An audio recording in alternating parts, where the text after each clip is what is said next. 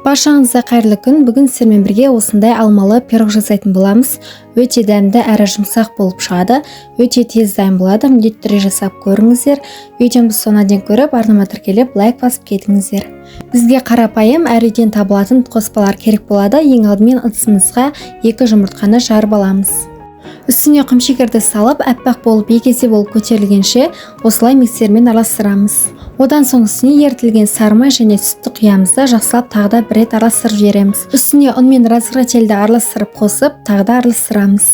Қамыры осындай сұйықтау болып шығады. Одан соң алмамызды сыртын ашып, осылай видеодағыдай турап шығатын боламыз. Барлық құрамның мөлшерін әпсенеге жазып кететін боламын. Соған қарап жазсаңыздар болады.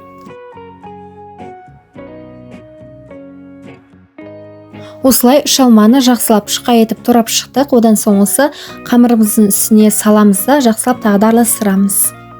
Одан соң табамызды кішкене майлап немесе пергамент қойып, осы қамырымызды салып, бетін тегістеп 180 градуста пісіріп алатын боламыз. Осылай қызарып пісіп шығады. Енді үстіне әсемдік ретінде сахарный пудраны сепсеңіздер болады. Осымен біздің пирогымыз дайын болды. Өте жұмсақ, дәмді болып шығады. Жасап көріңіздер. Көріп отырғандарыңыздай өте тез дайын болады. Үйіңізде алма болатын болса, міндетті түрде осы пирогты жасап көріңіздер. Егер менің видеом ұнаған болса, мені қолдап, арнама тіркеліп, лайк басып кетіңіздер. Әлде көптеген рецепттер болады.